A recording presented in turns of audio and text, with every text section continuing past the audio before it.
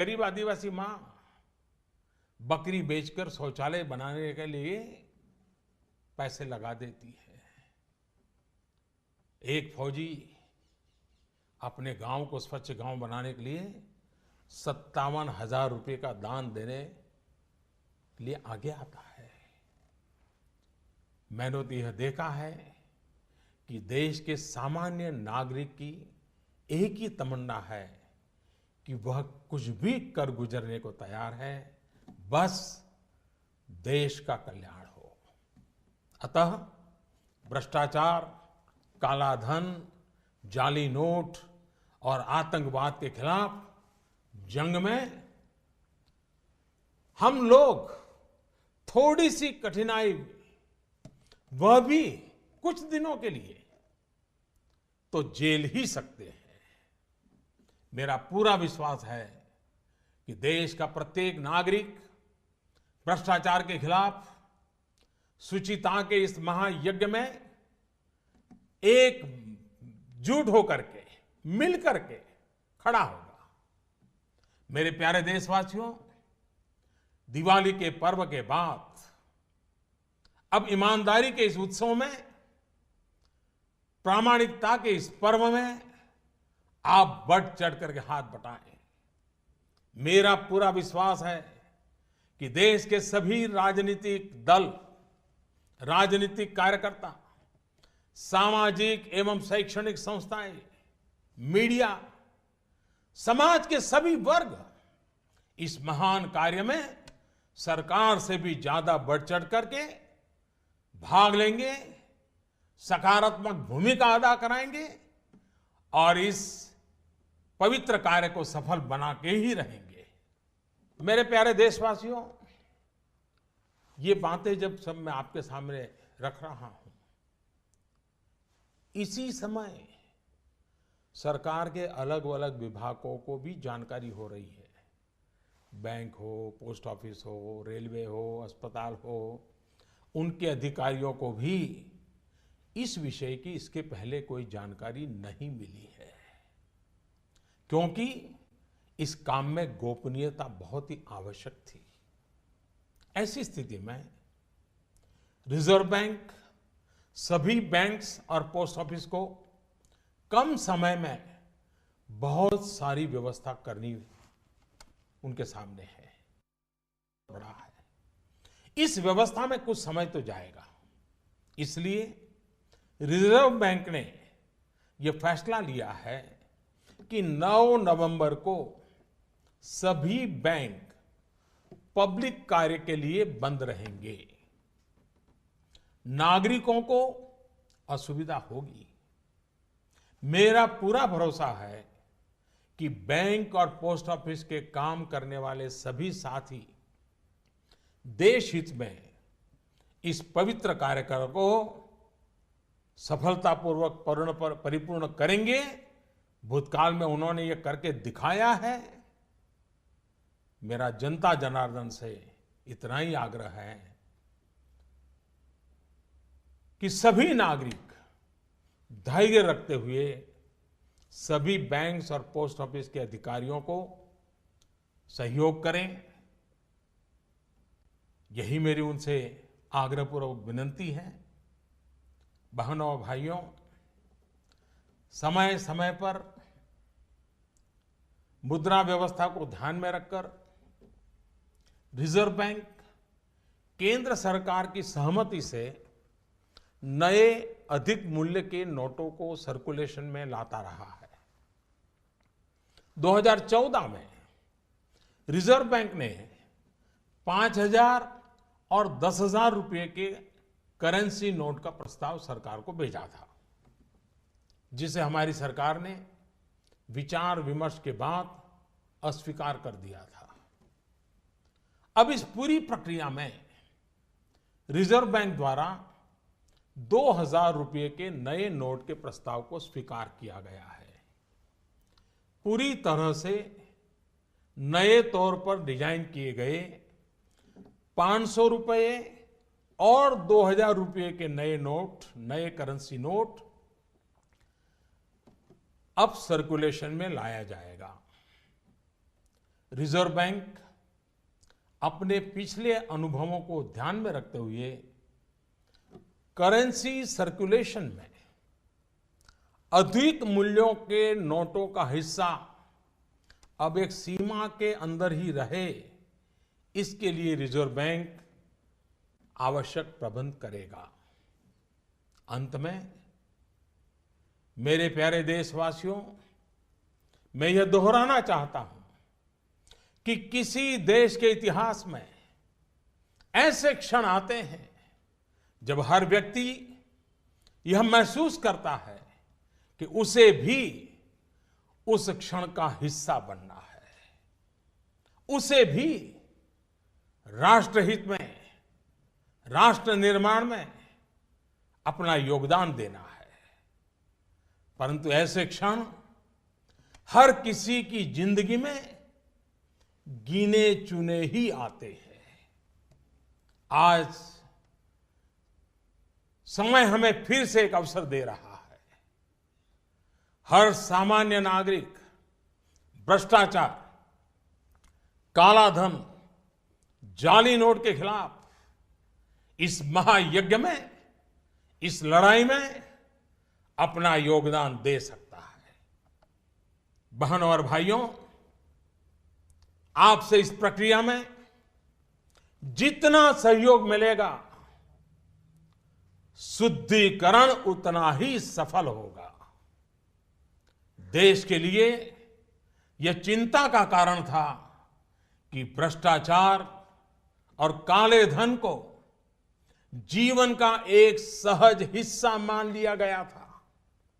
यह सोच आज हमारे राजनीतिक, सामाजिक और प्रशासनिक जीवन को दीमक की तरह खाए जा रहा है। शासन व्यवस्था का कोई भी अंग इस दीमक से अछूता नहीं है। समय समय पर हमने देखा है कि भारत के सामान्य जनमानस को अगर भ्रष्टाचार और कुछ दिनों की असुविधा में से एक को चुनना हो तो बेहिचक, मैं कहता हूं बेहिचक, मेरे देश का ईमानदार नागरिक असुविधा को तो चुनेगा, लेकिन भ्रष्टाचार को कदापि नहीं चुनेगा। आपसे मैं फिर एक बार आह्वान करता हूं कि आइए, जैसे आपने दिवाली के पर्व में अपने घर और आस पड़ोस की सफाई की, वैसे ही सफाई के काम को आगे बढ़ाते हुए हम इस महायज्ञ में अपनी भी कुछ आहुति डालकर इसे सफल बनाएं। इतने बड़े देश में इतनी बड़ी सफाई के महापर्व में असुविधा को ध्यान में न रखते हुए आइए सभी शुचिता की दिवाली मनाएं। पूरे विश्व को भारत की इस ईमानदारी का उत्सव दिखाएं। पूरे देश में प्रामाणिकता का पर्व मनाएं, जिससे भ्रष्टाचार पर लगाम लग सके, काले धन पर नकेल कस सके, जाली नोटों का खेल खेलने वालों को नेस्त नाबूद कर सके, जिससे कि देश का धन गरीबों के काम आ सके। हर ईमानदार नागरिक को देश की संपन्नता में उसकी उचित हिस्सेदारी मिल सके। आने वाली पीढ़ी गर्व से अपना जीवन जी सके। मैं आप सबके सहयोग के लिए पूरे विश्वास के साथ 125 करोड़ देशवासियों की मदद से भ्रष्टाचार के खिलाफ इस लड़ाई को और आगे ले जाना चाहता हूं। मुझे विश्वास है आपका साथ, आपका सहयोग हमारी आने वाली पीढ़ियों के लिए प्रेरक बनेगा। मैं फिर एक बार आपका हृदय से बहुत बहुत आभार व्यक्त करता हूं।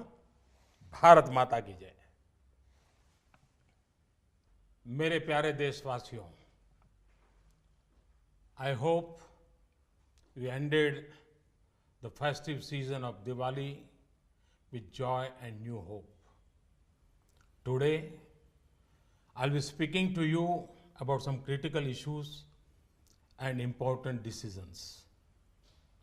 Today, I want to make a special request to all of you. You may recall that economic situation in May 2014 when you entrusted us with an onerous responsibility. In the context of BRICS, it was being said that the eye in BRICS was shaky. Since then, we had 2 years of a severe drought.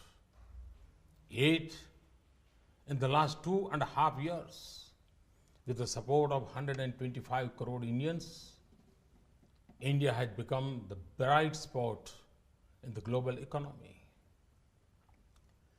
It is not just we who are saying this. It is being stated by the International Monetary Fund and the World Bank.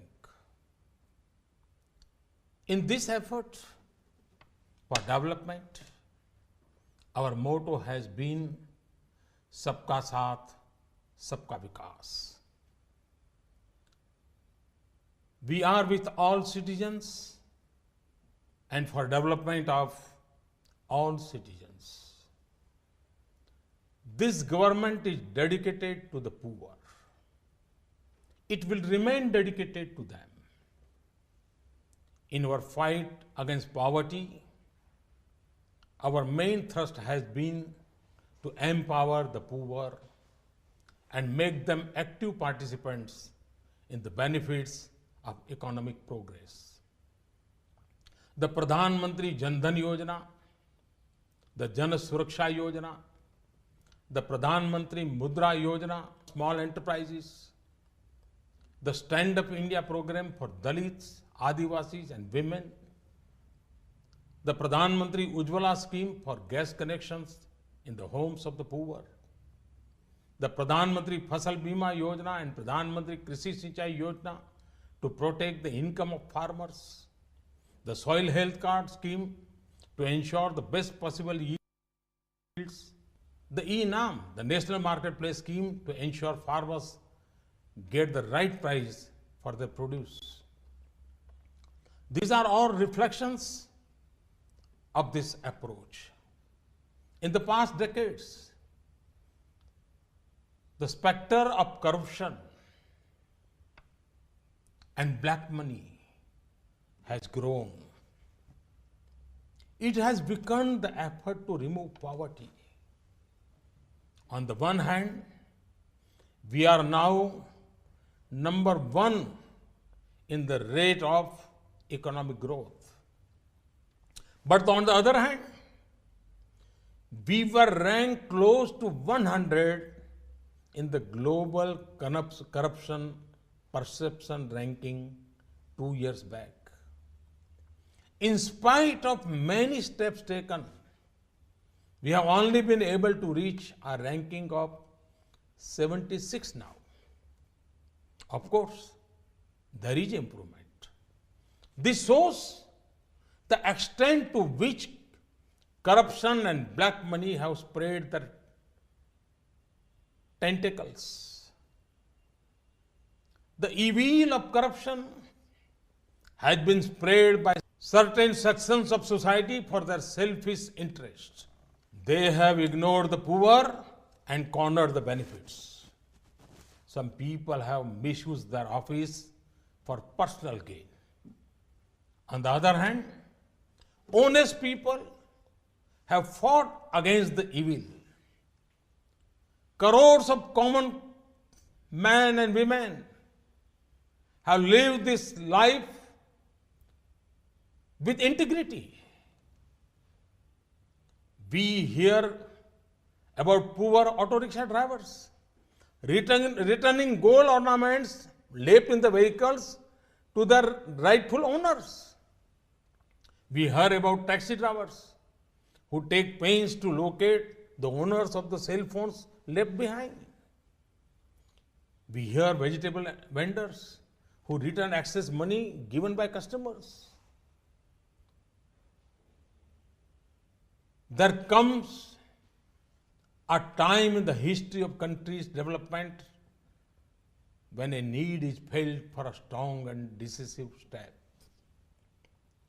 For years, this country has felt that corruption, black money, and terrorism are fast-running swords holding us back in the race towards development. Terrorism is a frightening threat. So many have lost their lives because of it. But have you ever thought about how these terrorists get their money? Enemies from across the border run their operations using fake currency notes. This has been going on for years. Many times, those using fake 500 and 1000 rupee notes have been caught and many such notes have been seized. Brothers and sisters, on the one hand is the problem of terrorism. On the other hand is the challenge posed by corruption and black money. We began our battle against corruption by setting up an SIT headed by a retired Supreme Court judge immediately upon taking office. Since then, a law was passed in 2015 for disclosure of foreign black money. Agreements with many countries, including the USA, have been made to add provisions for sharing banking information. A strict law has come into force from August 2016 to curb Benami transactions, which are used to deploy black money earned through corruption. A scheme was introduced for declaring black money after paying a steep penalty. My dear countrymen, through all these efforts, in the last 2.5 years, we have brought into the open nearly 1,25,000 crore rupees. It's not a small amount. 1,25,000 crore rupees of black money belonging to the corrupt. Honest citizens want this fight against corruption, black money, Benami property, terrorism, and counterfeiting to continue. Which honest citizen would not be pained by reports of crores worth of currency notes stashed under the beds of government officers? Or by reports of cash found in gunny bags? The magnitude of cash circulation is directly linked to the inflation become worse through the deployment of cash earned in corrupt ways. The poor have to bear the brunt of this. It had direct effect on purchasing power of the poor and the middle class. You may yourself have experience when buying land or a house, that part from the amount paid by check, a large amount is demanded in cash. This creates problem for an honest person in buying property. The misuse of cash has led to artificial increase in the cost of goods and services like houses, land, higher education, healthcare, so on. High circulation of cash also strengthens the Hawala trade, which is directly connected to black money and illegal trade in weapons. Debate on the role of black money in elections has been going on for years. Brothers and sisters, to break the grip of corruption and black money, we have decided that the 500 rupee and 1000 rupee currency notes presently in use will no longer be legal tender from midnight to night, that is 8th November 2016. This means that these notes will not be acceptable for transaction from midnight onwards. The 500 and 1000 rupee notes hoarded by anti-national and anti-social elements will become just worthless piece of paper. The rights and the interests of honest, hard-working people will be fully protected. Let me assure you, the notes of 100, 50 rupees, 20 rupees, 10 rupees, 5 rupees, 2 rupees, and 1 rupees, and all coins will remain legal tender and will not be affected. This step will strengthen the hands of the common man in the fight against corruption, black money, and fake currency. To minimize the difficulties of citizens, in the coming days, several steps are being taken. Persons holding old notes of 500 or 1000 rupees can deposit these notes in their bank or post office account from 10th November till close of banking hour on 30th December 2016 without any limit. Thus, you will have 50 days to deposit your notes and there is no need for panic. Your money will remain yours. You need have no worry on this point.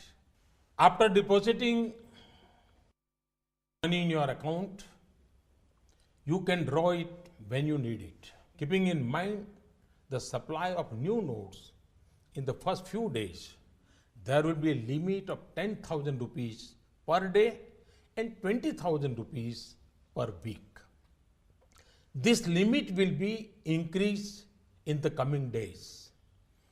Apart from depositing your notes in your bank account, another facility will also be there. For your immediate needs, you can go to any bank, head post office or sub post office.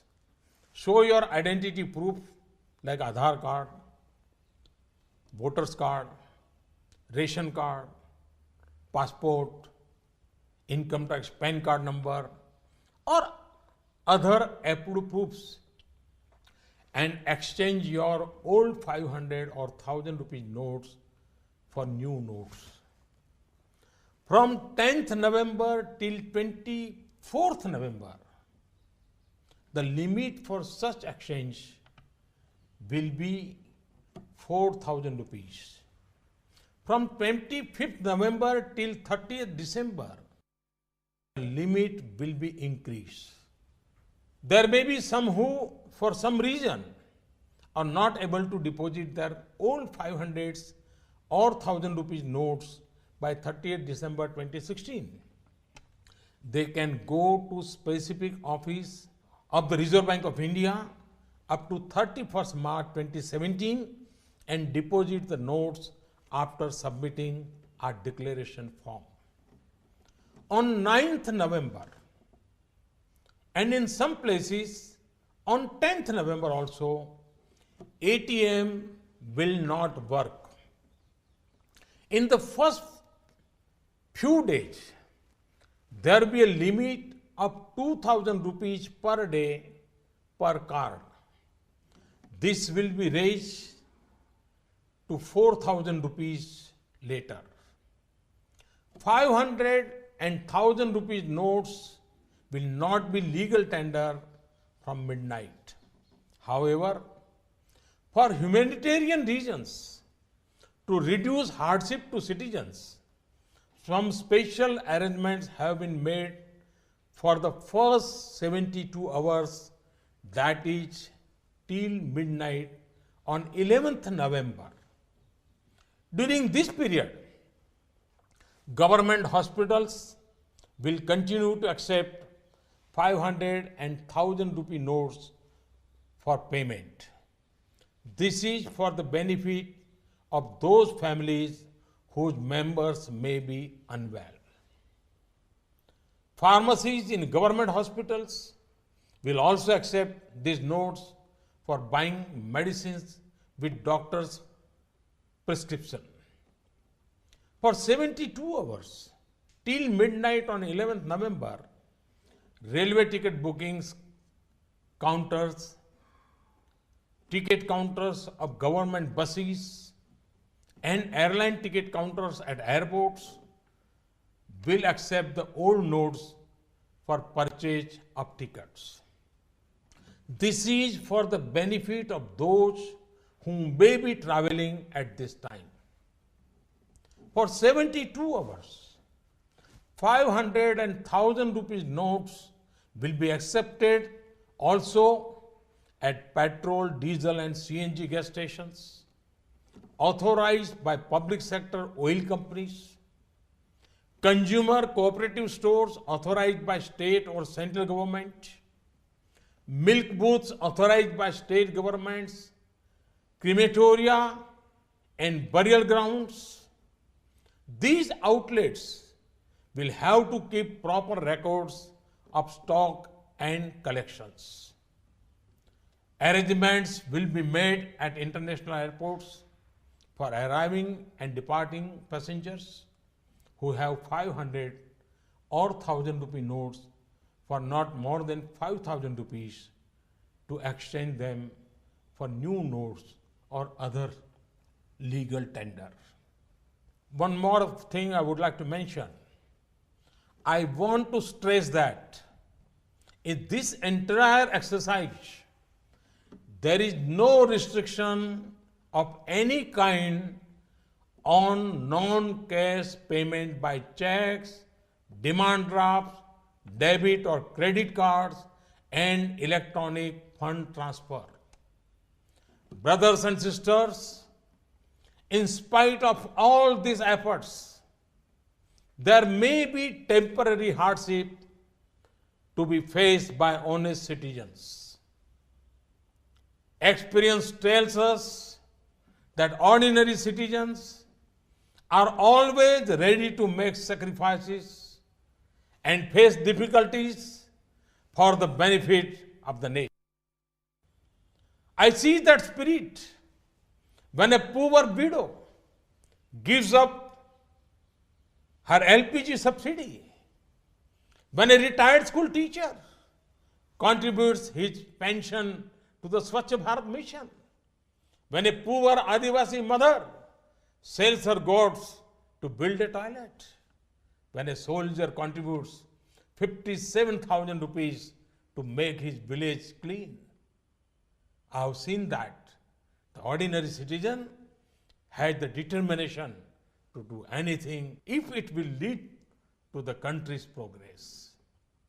So, in this fight against corruption, black money, fake currency, fake notes, and terrorism, in this movement for purifying our country, will our people not put up with difficulties for some days?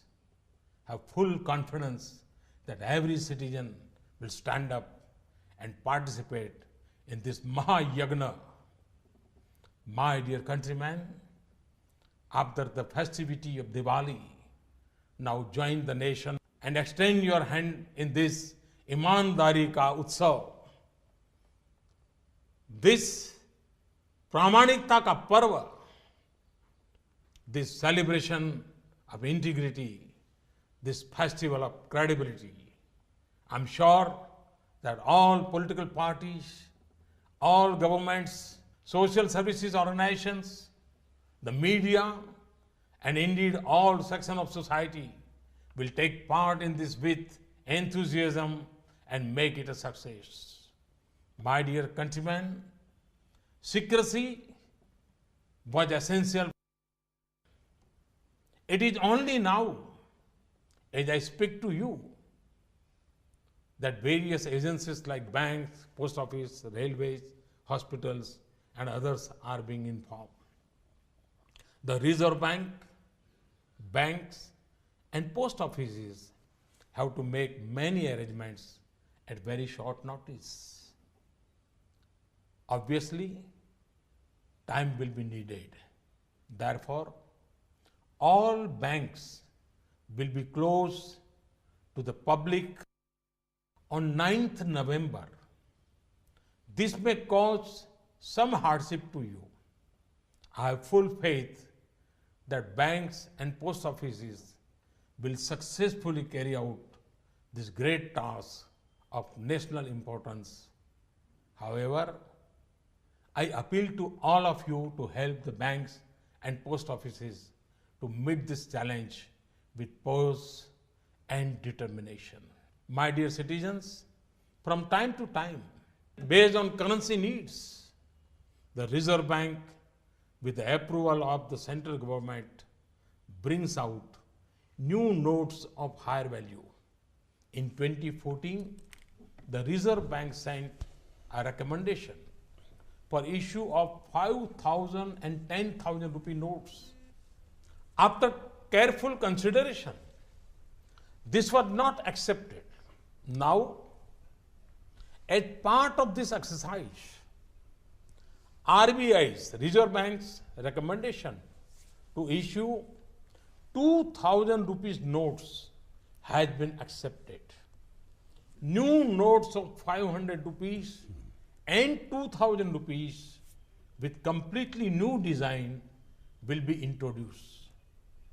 Based on past experience, the Reserve Bank will hereafter make arrangements to limit the share of high denomination notes in the total currency in circulation. In country's history, there come moments when every person feels he too should be the part of that moment, that he too should make his contribution to the country's progress. Such moments come but rarely.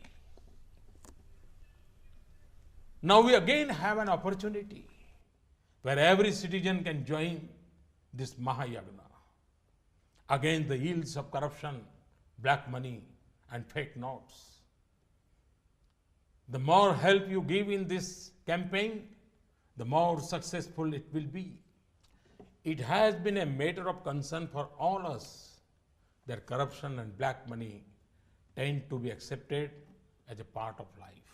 This type of thinking has afflicted our politics, our administration, and our society like an infestation of termites.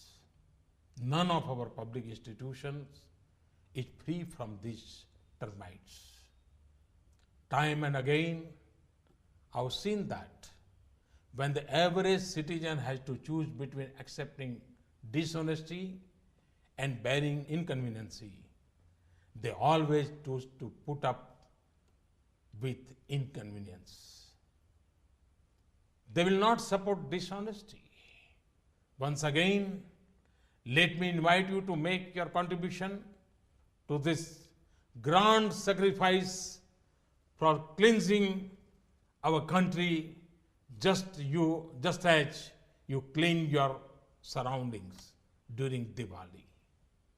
Let us ignore the temporary hardship. Let us join this festival of integrity and credibility. Let us enable coming generation to live their lives with dignity. Let us fight corruption and black money. Let us ensure that the nation's wealth benefits the poor.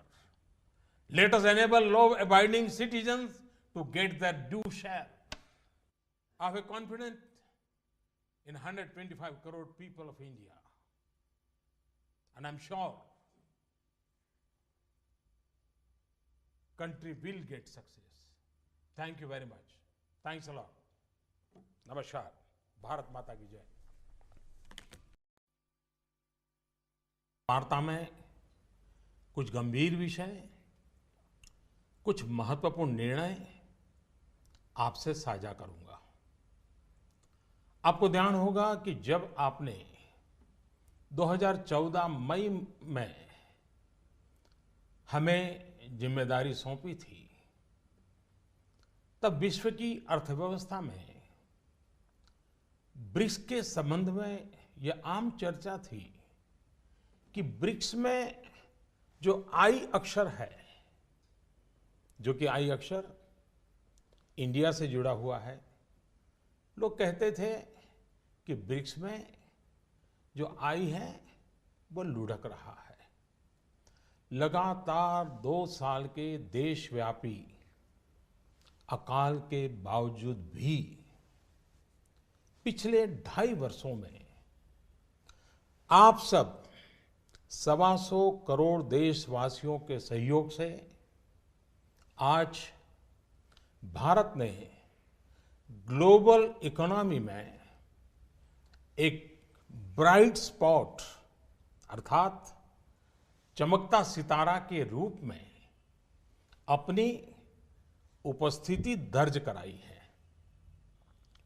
ऐसा नहीं है कि यह दावा हम कर रहे हैं, लेकिन यह आवाज इंटरनेशनल मॉनिटरी फंड IMF और वर्ल्ड बैंक से गूंज रही है।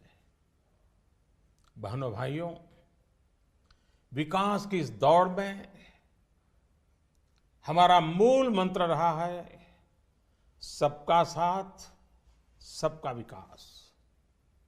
यह सरकार गरीबों को समर्पित है और समर्पित रहेगी।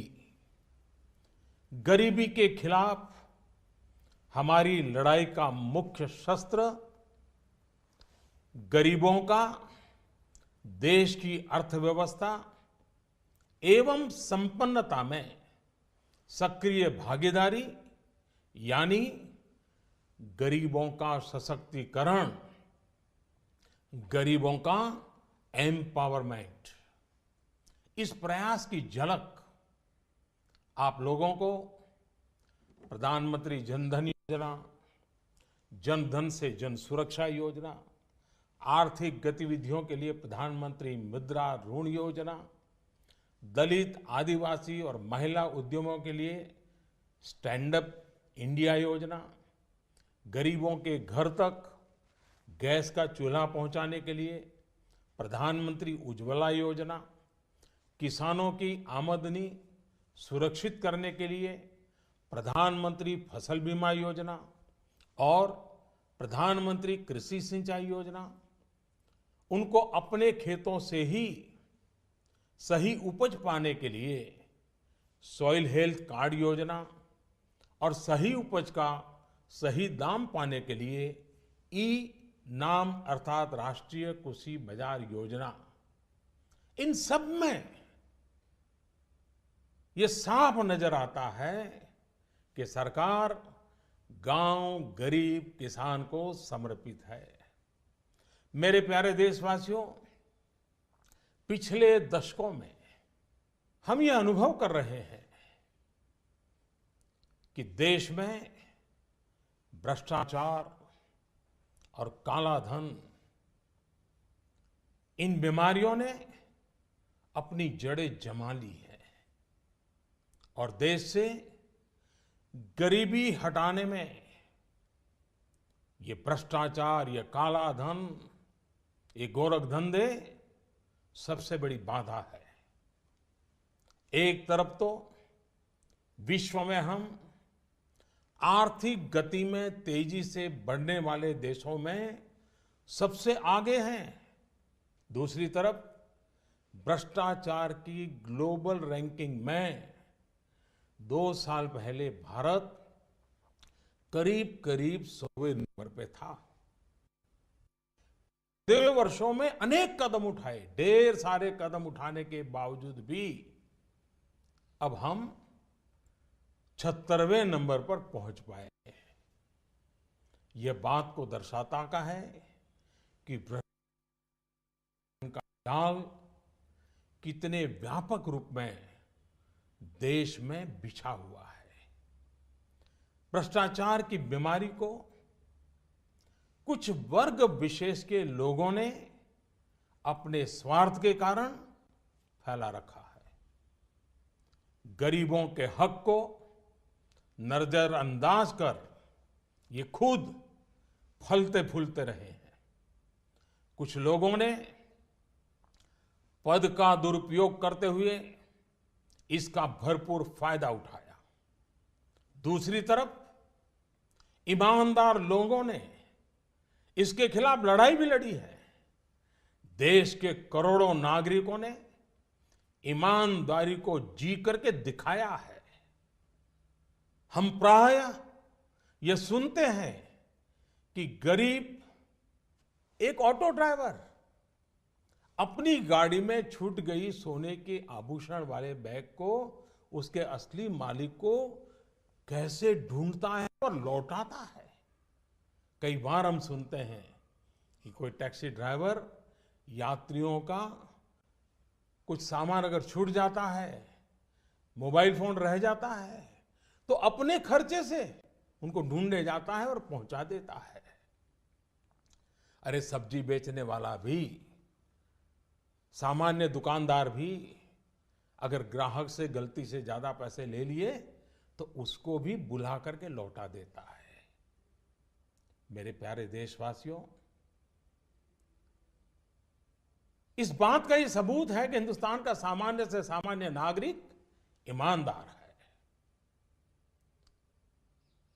लेकिन मेरे प्यारे देशवासियों, हर देश के विकास के इतिहास में ऐसे क्षण आए हैं जब एक शक्तिशाली और निर्णायक कदम की आवश्यकता महसूस की गई। इस देश ने यह वर्षों से महसूस किया है कि भ्रष्टाचार, कालाधन, जाली नोट और आतंकवाद ऐसे नासूर हैं जो देश को विकास की दौड़ में पीछे धकेलती है। देश को, समाज को अंदर ही अंदर खोखला कर देती है। मेरे प्यारे देशवासियों, आतंकवाद की भयानक तो कौन नहीं जानता है। कितने निर्दोष लोगों को मौत के घाट उतार दिया जाता है। लेकिन क्या आपने सोचा है कि इन आतंकियों को पैसा कहां से मुहैया होता है? सीमा पार के हमारे शत्रु जाली नोटों के जरिए, नकली नोटों के जरिए अपना धंधा भारत में चलाते हैं और यह सालों से चल रहा है। अनेक बार 500 और 1000 रुपये की जाली नोटों का कारोबार इसके करने वाले भी पकड़े गए हैं। लाखों करोड़ों की नोटें भी जब्त की गई हैं। बहनों भाइयों, एक तरफ आतंकवाद और जाली नोटों का जाल देश को तबाह कर रहा है, दूसरी ओर भ्रष्टाचार और काले धन की चुनौती देश के सामने बनी हुई है। हमने कार्य संभालने के तुरंत बाद भ्रष्टाचार और काले धन के खिलाफ लड़ाई की शुरुआत करते हुए अनेक प्रभावी कदम उठाए। जैसे काले धन की जांच के लिए सुप्रीम कोर्ट के पूर्व जज की अध्यक्षता में एसआईटी का गठन किया। विदेशों में जमा काले धन के लिए 2015 में मजबूत कानून बनाने का हमने काम किया। काले धन को विदेशों से वापस लाने के लिए विभिन्न देशों के साथ टैक्स समझौतों में हमने परिवर्तन किया, नए समझौते किए। अमेरिका सहित विभिन्न देशों के साथ सूचना आदान प्रदान, इंफॉर्मेशन एक्सचेंज करने का प्रावधान किया। भ्रष्टाचारियों की बेनामी संपत्ति को रोकने के लिए अगस्त 2016 में एक और मजबूत कानून।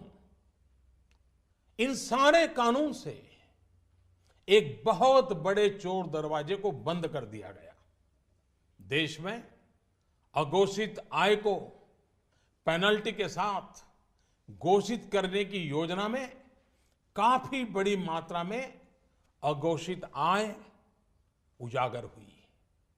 मेरे प्यारे देशवासियों, इन सारे प्रयासों से पिछले 2.5 साल में भ्रष्टाचारियों से करीब करीब 1.25 लाख करोड़ रुपया, ये कम रकम नहीं है, 1.25 लाख करोड़ रुपए का काला धन बाहर लाया गया है। ऐसे करोड़ों भारतवासी जिनके रग रग में ईमानदारी दौड़ती है, उनका मानना है कि भ्रष्टाचार, काले धन, बेनामी संपत्ति, जाली नोट और आतंकवाद के खिलाफ निर्णायक लड़ाई होनी चाहिए। कौन ईमानदार नागरिक ऐसा होगा जिसे अफसरों के घर बिस्तर के नीचे से या जगह जगह बोरियों में करोड़ों रुपयों पाने जाने की खबर से पीड़ा न होती हो। आज देश की मुद्रा व्यवस्था का हाल यह है कि देश में कुल सिक्कों और नोटों की जो मूल्य है, उसमें 500 और 1000 रुपया वाले नोटों का हिस्सा लगभग 80 से 90% तक पहुंच गया है।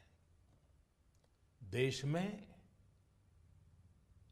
कैश का अधिकतम सर्कुलेशन का एक सीधा संबंध भ्रष्टाचार से है। भ्रष्टाचार से अर्जित कैश का कारोबार महंगाई पर बड़ा असर पैदा करता है। इसकी मार गरीबों को झेलनी पड़ती है। इसका सीधा प्रभाव गरीब और मध्यम वर्ग की खरीदने की शक्ति पर पड़ता है। आपका भी स्वयं का अनुभव होगा।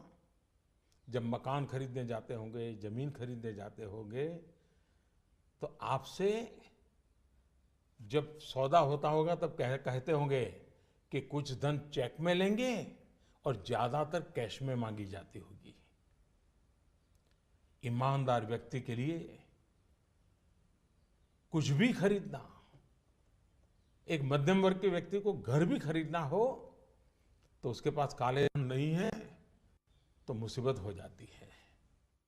तो उसके पास कैश के इस धंधे के कारण मकान, जमीन, उच्च शिक्षा, चिकित्सा, ऐसे अनेक सेवाओं को, उन वस्तुओं को इन कारणों से उनकी मूल्य में कृत्रिम वृद्धि भी होती है, आर्टिफिशियल इंक्रीज होता है। भ्रष्टाचार से जमा किया गया धन हो या काला धन हो, ये दोनों बेनामी हवाला कारोबार को भी बल देते हैं। और हम जानते हैं हवाला का उपयोग आतंकियों ने हथियार की खरीद फरोख्त में भी किया है। चुनावों में काले धन के प्रभाव की चर्चा ये कोई नई बात नहीं है, वर्षों से हो रही है। बहनों और भाइयों, देश को भ्रष्टाचार और काले धन रूपी दिमक से मुक्त कराने के लिए एक और सख्त कदम उठाना जरूरी हो गया है। आज मध्यरात्रि यानी 8 नवंबर 2016